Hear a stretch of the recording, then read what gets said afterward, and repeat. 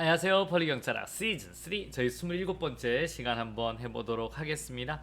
자, 1번부터 한번 가요. 이제 경찰의 분류와 구분 기준에 대한 설명 중 옳지 않는 것은요. 이거 너무너무 이런 거는 이제 막 팡팡 잘 아시죠? 자, 독보협입니다. 여러분, 우리 업무의 독자성, 보안경찰과 협의행정찰. 보안경찰은 경찰 혼자 하면 되는 거고요. 협의행정찰은 다른 기관이라 협의해야 되는 거고. 그래서 경찰청이 다른 행정작용의 부수 여부를 기준으로 한다. 맞는 말 되겠습니다. 그 다음에 갑니다. 예진씨. 그래서 발동 시점에 따라 예방경찰과 진압경찰 맞는 거고요. 그 다음에 또 한번 갑니다. 여러분, 우리 광의의 행정경찰과 사법경찰은 경찰의 권한과 책임 소재에 따른 구분으로서 삼권 분립 사상이 투철했던 프랑스에서 확립된 개념이다. 여러분, 권국자시죠? 그러니까 권한과 책임은 국가경찰과 자치경찰이고요. 여러분, 목사해 목적입니다. 여러분, 그래서 우리 사법경찰과 광해행정경찰은 목적에 따라서 나누는 거고요. 널 위의 비평이다 라고 보시면 돼요. 위의 정도에 따라서 비상경찰과 평시경찰로 나뉜다. 비상경찰은 군대가 경찰 사무를 관장한다. 맞는 말 되겠습니다. 정답은 몇 번? 3번이 되겠습니다. 갑니다. 자, 부정부패에 관한 설명으로 가장 적절한 것은요. 자, 가볼게요.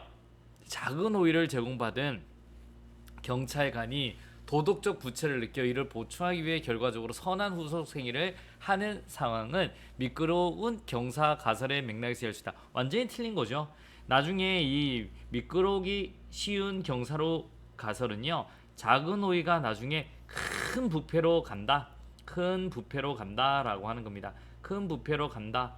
가기 쉽다라고 하는 거지. 뭐 도덕적 부채를 느껴 이런 내용 없습니다.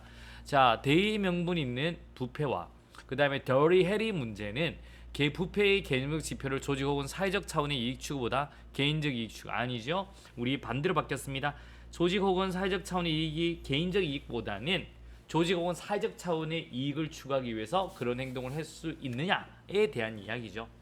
자, 윤리적 냉소주의 가설은 경찰 조직 내부적으로 경찰 고위직의 이중적 태도가 아닌 경찰에 대한 외부적 통제 기능을 수행하는 정치 권력, 대중매체, 시민단체의 부패로부터 비롯된다. 노노노노 경찰 고위직의 이중적 태도뿐만 아니라 더하기 외부적 통제 기능을 수행하는 정치 권력, 대중매체, 시민단체의 부패로부터 비롯된다. 그래서 이중적 태도뿐만 아니라 정치 권력, 대중매체, 시민단체의 부패 두 개 다 있는 거죠. 그래서 틀린 거고요. 클라인의 경찰류의 교육의 목적에 의할 때 지구대를 방문한 노숙자에 대해서 편견을 갖는 것은 도덕적 감수성의 부족으로 볼 수 있다. 맞죠? 차별을 한 거잖아요. 그래서 감수성의 부족으로 볼 수 있다. 맞는 말 되겠습니다. 정답은 몇 번? 4번이 되겠습니다. 자, 3번 한번 가보도록 하겠습니다. 다음 설명 중 가장 옳은 것은요, 고난의 대리는 반드시 법적 근거가 필요하다. 노노노노. 임의 대리 같은 경우는 반드시 그 법적 근거가 필요하진 않습니다. 그래서 반드시 법적 근거가 필요하다. 노노노 틀린 거고요.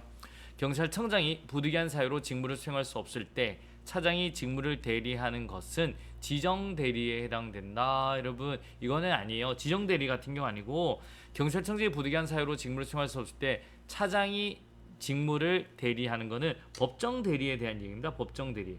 법정 대리에 대한 이야기지 지정 대리에 대한 이야기가 아닙니다. 아시겠습니까? 이렇게 보시면 되고, 지정 대리 같은 경우는 지정을 해야 되는 경우 있죠. 만약에 국무총리가 죽었어.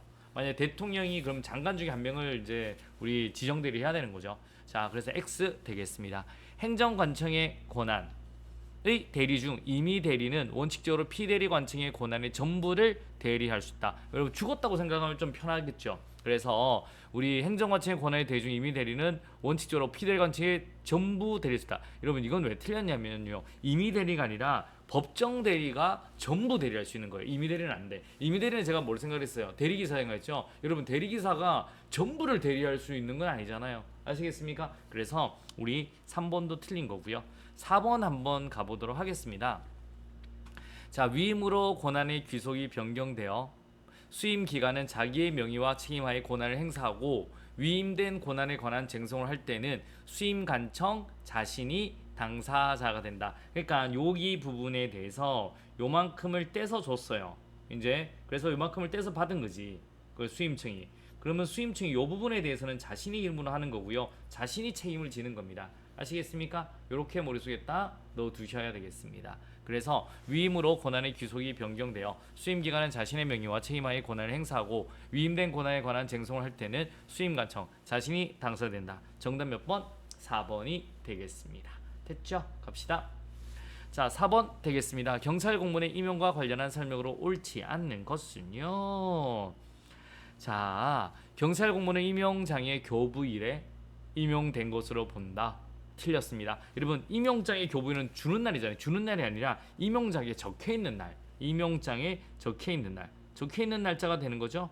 적혀있는 날. 그래서 교부일에 임용된 것을 본다. 노노노노. 다만 사망으로 인한 면직은 사망한 다음날의 면직들보다 D는 맞아요.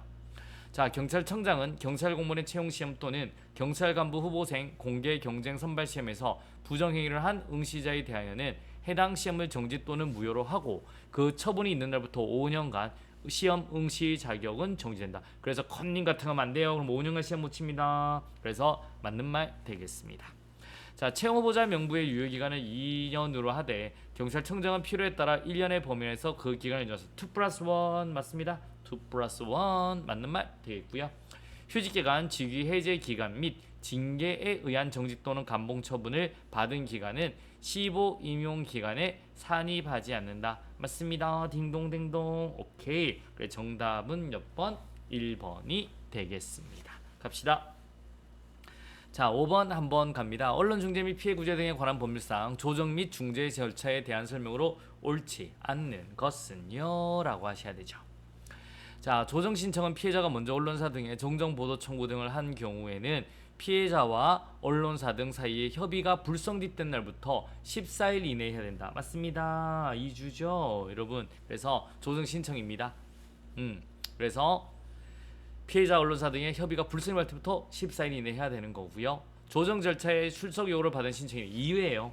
그래서 만약에 여러분 우리 피해자가 조정 신청했다. 야, 언론사 와. 너 와. 그런데 막 언론사가 2번 안 왔다. 야, 너 안 왔어? 그럼 넌 오케이. 하는 걸로 합의. 야, 지가 신청해놓고 야, 너 와. 근데 신청이 2번 안 와요. 그럼 너 취하는 걸로 오케이. 콜. 2회입니다. 그래서 신청인이 2회에 걸쳐 출석하지 않은 경우에는 조정 신청을 취한 것으로 보며 피신청 언론사 등이 2회입니다. 3회가 아니라 2회에 걸쳐 출석하지 않은 경우 오케이 오지마 이겁니다. 그래서 X 되겠습니다. 3회가 아니라 몇 회? 2회다라고 하시면 되겠고요.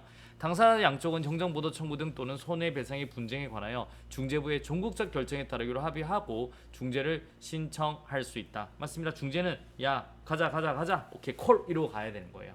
그래서 중재 결정은 확정 판결과 동일한 효력이 있다. 맞습니다. 조정은 우리 화해와 같은 효력이 있는 거고 중재는 확정 판결과 동일한 효력이 있다. 이렇게 보시면 되겠습니다. 좋은 습관이 합격으로 인도한다. 여러분 이제 긴장되시죠? 이제 시험이 얼마 안 돼. 조금만 이제 딱 버티면 됩니다. 조금만 더 버텨서 합격으로 간다. 합격이라 짠! 여러분 수고하셨고요. 내일 또 뵙도록 하겠습니다.